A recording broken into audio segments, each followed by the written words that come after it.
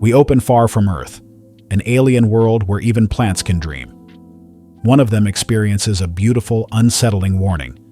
Something in the structure of reality is off, and the dream itself burns away like a signal flare. This establishes the core problem. The dreaming isn't just human. If something breaks in the cosmic order, it breaks everywhere. That disturbance escalates into a summons that pulls Morpheus, Dream, into a situation bigger than any single world, an obligation he can't ignore without consequences. The book's promise is clear. This is the chain of events that will eventually leave Dream vulnerable enough to be caught. We get early glimpses of how the dreaming functions like a kingdom with gates, rules, and living symbols, plus hints that Dream's personal history and past choices are part of the cosmic crime scene. The issue ends by aiming Dream toward the larger mystery. Someone, or something, has pushed a vortex into the universe's fabric, and it's turning a distant stellar-level force into an existential threat. We shift to Dream in now, acting like a ruler who can't pause for long. He announces to his librarian, Lucian, that an unavoidable duty has come due, and immediately leaves him holding the palace together while visitors gather.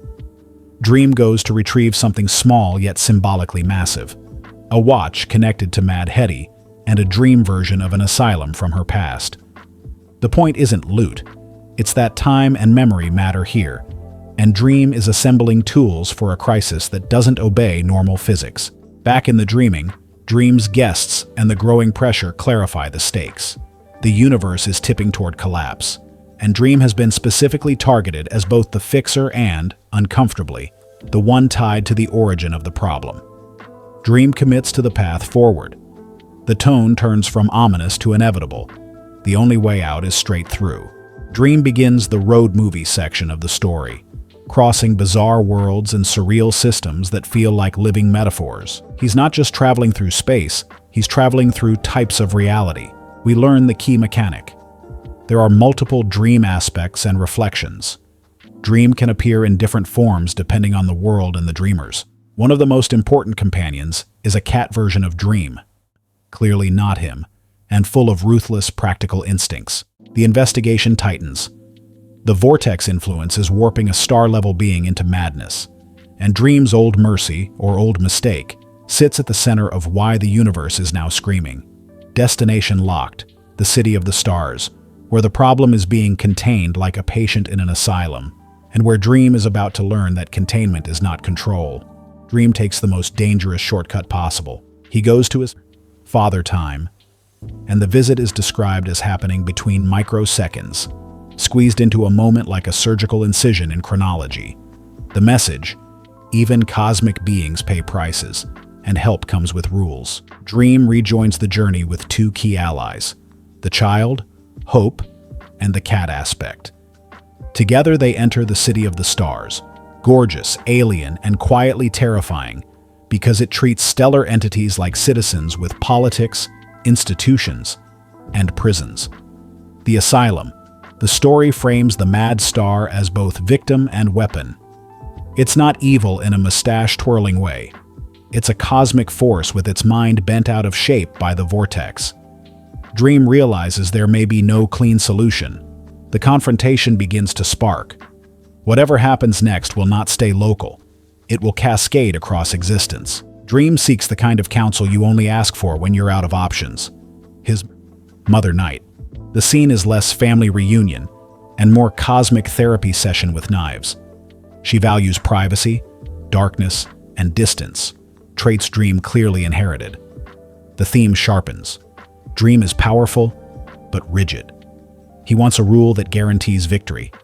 Night offers something harsher, understanding of what Dream is, and why fixing a universe can still cost you everything you think you control. Back in the city of the stars, the group closes in on the mad star. The story builds tension around one decision. Do you kill the star to stop the infection? Or do you try to save it and risk the whole cosmos? Dream makes his move, setting up the final issue's catastrophe. The vibe is, you can do the right thing and still light the fuse. We open after the universe has already been bruised. We're on a strange vessel carrying survivors, beings from different realities jammed together in one last moving shelter. The vibe is immediate. This is not space travel.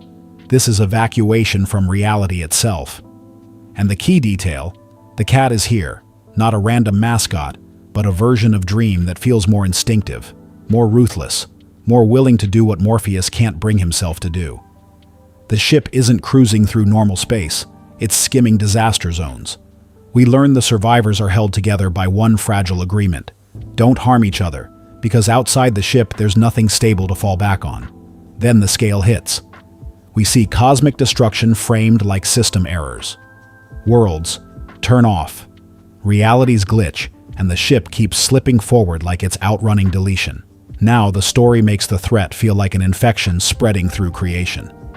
The ship briefly exists inside a doomed universe, like a lifeboat passing through the last bubbles of air as an ocean closes over everything. This is the core fear of Issue 6. Not death as a moment, but existence being revoked. History erased, futures unmade. This is the emotional engine. Dream finally stops acting like a commander and starts acting like a caretaker. Hope becomes the turning key. She's the one who can speak to the displaced, the frightened, the dead and half-dead, the ones who still have to matter if anything is going to be rebuilt. And the plan becomes clear. Dream can't fight the collapse. He has to get people to dream reality back into coherence. Dream's weakness is exposed. He's powerful, but rigid. He wants a single clean rule that solves it. The cat version of Dream pushes the opposite philosophy. Survive first, mourn later. This is where the comic quietly judges Morpheus. His pride and solitude are part of why it got this bad, and why fixing it will cost him. The universe hits blackout moments, stretches where everything feels like it's falling through the underside of meaning. The ship can't depend on maps, physics, or even continuity. It's just motion, willpower, and whatever Dream can still stitch together. This is the tone shift, from "can we win" to "can we remain real long enough to try?" Dream tries to hold on to the one tool he truly rules, the dream itself. Not sleep, dream is structure. The ship becomes a moving boundary between something and nothing. But you can feel it. Every second costs him. The more he stabilizes others, the less he has left for himself. This is the rebirth through emptiness sequence. Dream is dragged toward the void, the point where even the word dream should stop applying. He forces himself through it anyway, guided by distant voices and thin threads of memory, because the alternative is total erasure. His power doesn't look like domination here. It looks like refusing to disappear. We slam into the bridge to the original Sandman opening. Dream ends up trapped inside a ritual circle, the iconic image that explains how a human occultist can capture him later. And page